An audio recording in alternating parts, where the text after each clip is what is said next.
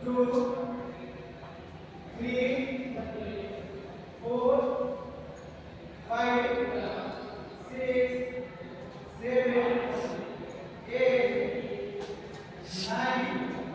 बच्चों।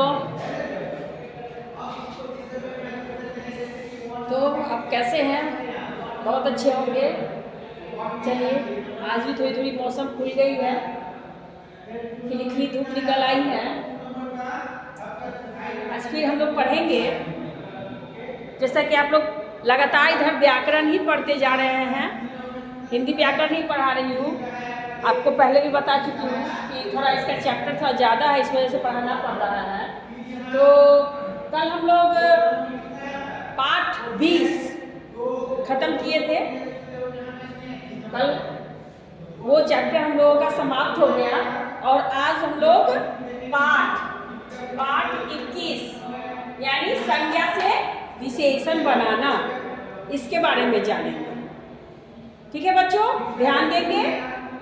अब देखिए, संज्ञा से विशेषण बनाने के लिए नियम होते हैं। अब जब संज्ञा से विशेषण बनाना होगा तो उसका कुछ न कुछ नियम होता है। बिना नियम का तो कोई चीज़ होता नहीं है। प्रत्येक चीज़ों को सीखने के लिए या जानने के लिए हम लोगों को नियम की आवश्यकता पड़ती है। उसी प्रकार अब संज्ञा से विशेषण बनाने के लिए हम लोगों को किस चीज़ की आवश्यकता पड़ रही है? नियम की।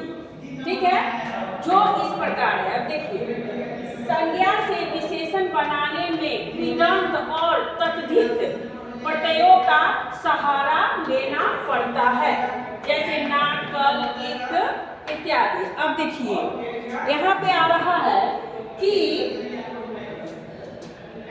कृदंत, ठीक है, और ये आ रहा है तद्धित। मेन हमारे इस नियम में दो अहम है। क्या है? कृदंत और तद्धित, क्योंकि इसके सहारे के बगैर हम लोग संज्ञा से विशेषण बना ही नहीं सकते। इसलिए इन दोनों लोगों का सहारा चाहिए ही चाहिए। तो आप पिछली क्लास में पढ़े होंगे कि कृदंत होता क्या है या तद्धित होता क्या है। यदि आप लोगों को ना याद हो तो इसको फिर से मैं रिवाइंड कर दे रही हूँ। फिर से मैं आपको इसको यहाँ थोड़ा सा संक्षिप्त में बता रही हूँ। इसको आप समझ लीजिएगा। उसका जैसे ही इसको समझिएगा ये समझ में आ जाएगा। तो कृदंत क्या है? कृदंत क्रिया से बनने वाली शब्द जो कृदंत कहते हैं। क्रिया से बनने वाली शब्द को कृदंत कहते हैं। जैसे इया प्लस बड। अब देखिए, इया प्लस बड क्या बन गया? ये बढ़िया। अब देखिए, जैसे ही बढ़िया बोलते हैं तो उसमें इया शब्द का उच्चारण हो रहा है, प्रयोग हो रहा है। ठीक है, अगर ये ना हो तो हो पाएगा नहीं। क्यों? इया क्या है? ये प्रत्यय है। इया क्या है? प्रत्यय है। और ये आपको बड क्या है? आपका मूल धातु है, जो बड हो रहा है। बड क्या? बड कैसे? बड क्यों बड? ये तो नहीं समझ में रहा, लेकिन अगर उसमें इया लग गया तो बढ़िया हो गया। अगर ना लगाते हैं तो बढ़ना हो जाएगा। तो इस क्रिया को क्या कर रहा है? पूर्ण कर रहा है। ऐसे ये पूरा हो गया। और केवल बड बोल रहे हैं तो ये पूर्ण नहीं हो रहा है, ये अधूरा रह जा रहा है। तो इसमें इया प्लस बड यानी क्या बन गया? ये बढ़िया बन गया। तो आपको संक्षिप्त में पढ़ा रही हूँ, क्योंकि इससे पहले आप लोग पिछली क्लास में पढ़ चुके होंगे, लेकिन याद ताजा हो जाए इस वजह से पढ़ा रही हूँ। अब देखिए, कृदंत का संधि विच्छेद। कृदंत का भी संधि विच्छेद होता है। जैसे क्या है इसका संधि विच्छेद? कृत जोड़ अंत। कृत जोड़ अंत यानी कृदंत हो गया।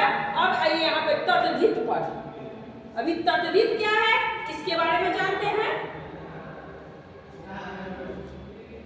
जो प्रत्यय संज्ञा, सर्वनाम, विशेषण शब्दों के अंत में लगकर अर्थ में परिवर्तन कर देते हैं उसे तद्धित कहा जाता है। कहने का अर्थ क्या है कि जो प्रत्यय, अभी आपको हम बताए थे क्या, अभी मैं आपको बताई थी ये प्रत्यय है इसमें, और ये मूल धातु हो गया था, तो ये प्रत्यय है मूल धातु हो जाता है। अब वही चीज तद्धित में आता है, तो कह रहा है प्रत्यय, प्रत्यय के बारे में भी आप लोग जाने होंगे क्या होता है। वो किसी भी क्रिया के कहाँ लगता है, अंत में लगता है, और अंत में लग करके उसको क्या करता है, उसको पूर्ण कर देता है। तो इसीलिए यहाँ दिया हुआ है, उसको हम लोग प्रत्यय कहते हैं। तो जो प्रत्यय संज्ञा सर्वनाम विशेषण शब्दों के अंत में लगकर अर्थ में परिवर्तन कर देते हैं, उसे तद्धित कहा जाता है। यानी किसी भी शब्द के अंत में जाकर अगर वो लग जाता है तो क्या बन जाता है, तद्धित बन जाता है। ठीक है, जैसे मान लीजिए कि यहाँ दिया हुआ है, मैं दी हूँ, जैसे ये है, ये संज्ञा शब्द है, ये विशेषण है, यहाँ क्या बन गया है, संज्ञा से विशेषण बन गया है। ठीक है, तो अब अगर इसी को हमको अगर बनाना हो तो देखिए कैसे, एक मिनट,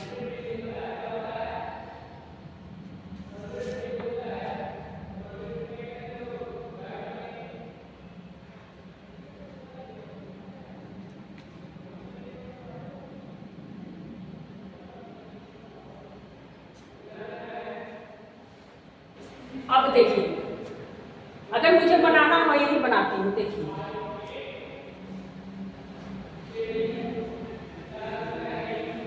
बी काउ प्लस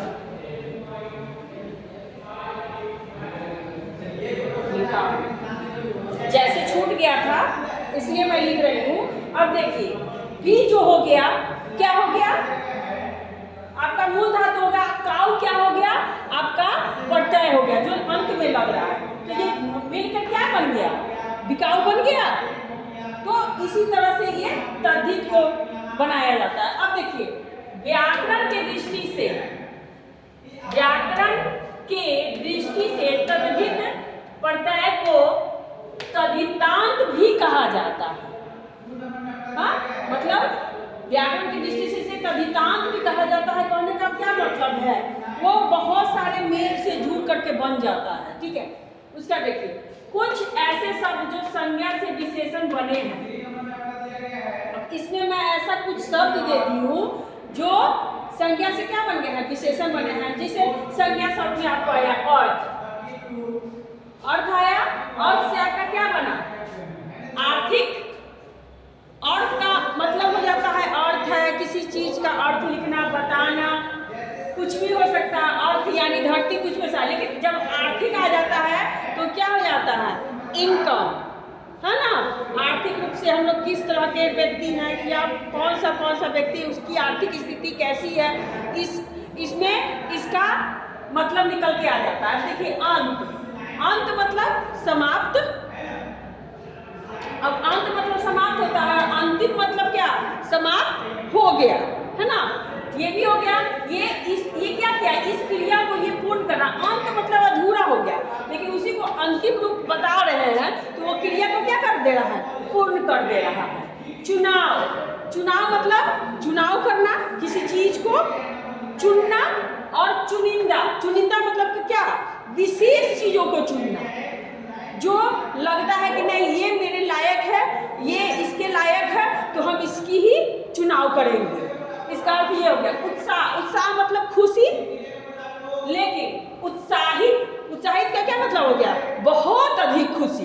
ये क्या कर रहा है, उत्साह है, खुश है, लेकिन उत्साहित हो गया, इसका मतलब क्या हो रहा है, बहुत अधिक खुश है। कहने का मतलब क्या है कि ये पूरी तरीका से क्रिया को पूर्ण कर दे रहा है। जंगल, जंगल है तो जंगल है, जान रहे हैं जहाँ पेड़ पौधे जानवर वगैरह रहते हैं। अब जंगली, अब जंगल में जो रहेंगे उनको तो जंगली कहा जाता है। तो ये जंगल हो गया, और ये क्या हो गया, जंगली। अब आइए दिन, दिन यानी दिन, अभी जो दिन निकल आई है, अभी आपकी पढ़ाई हो रही है, इस दिन को दिन कहे। अब उससे बना क्या, दैनिक, दैनिक यानी रोज, हर रोज, प्रत्येक दिन जो हम लोग कर रहे हैं उसको हम लोग क्या कहते हैं, दैनिक। दोष, हम लोग किसी पर दोष लगाते हैं कि तुम ये कर दिए, तुम्हारा ऐसा हो गया, वैसे हो गया, है, बहुत कुछ बोलते हैं, लेकिन दोषी यहाँ है कि दोष बता रहे हैं, दोष लगा रहे हैं। हाँ, दोष है तुम्हारा, मतलब कोई आरोप लगाना। दोष मतलब क्या हो गया? कोई आरोप। यहाँ दोषी का अर्थ क्या है कि आप पर आरोप लग चुका है, आप दोषी हैं, आपने अपराध किया है। धन मतलब रुपया पैसा, यही होता है। लेकिन धनी, जिसके पास बहुत अधिक मात्रा में रुपया पैसा होता है, उसको क्या कहते हैं? धनी कहते हैं। दान, अब दान तो हर कोई करता है। और दानी का मतलब क्या हो गया कि जो दान करने वाला को क्या कहते हैं? दानी। हम दान कर रहे हैं तो हम क्या बन गए? दानी। और दान जो हुआ उसको हम लोग क्या कहें? दान कहें। कर्म क्या है? कोई अपना काम कर रहे हैं, अपना कर्म कर रहे हैं। और कर्मठ का अर्थ क्या हो गया कि बहुत ही श्रद्धा भाव से, पूरा निपुण होकर, एक दृढ़ संकल्प के साथ हम अपने काम को पूर्ण कर रहे हैं, तो उसका अर्थ हो गया कर्मठ।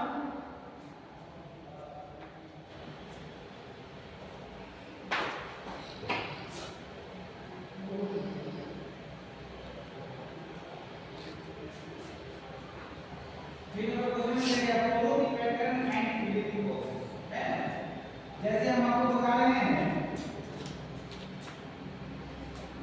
तो आप लोग समझ गए होंगे बहुत अच्छे तरीके से, मुझे लग रहा है आप लोगों को कोई असुविधा ना हुई हो। लेकिन फिर स्कूल, जब विद्यालय हम लोगों की खुल जाएगी, ऑफलाइन वाले क्लास में भी मैं थोड़ा बहुत इसको समझाऊंगी ही, इसको रिमाइंड करूंगी ही, इसलिए आप लोग इसको समझिएगा। तो इसमें आपको कोई समस्या नहीं होगा। क्रियाजन के बारे में आप पहले पढ़ चुके थे, इसलिए दोबारा मैं समझा दी थी। तद्धित आप पहले पढ़ चुके थे, इसलिए मैं दोबारा समझा दी थी। प्रत्यय भी आपको पता ही है, जो क्या होता है? किसी भी क्रिया के क्या होता है? किसी भी शब्द के अंत में लगता है, यानी चाहे वो क्या हो? संज्ञा हो, सर्वनाम हो, विशेषण हो, कोई भी हो, ठीक है ना। अब आइए,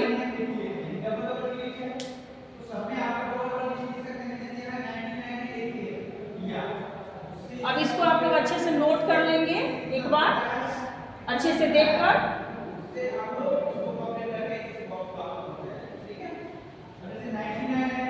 इसी के साथ मैं चाहूंगी कि आज की कक्षा यहीं पे समाप्त कर रही हूँ। अच्छे से आप लोग पढ़िए, एंजॉय कीजिए, फिर हम लोग अगले दिन नेक्स्ट क्लास में मिलते हैं, अगले चैप्टर के साथ, अगले पार्ट के साथ। Okay, bye.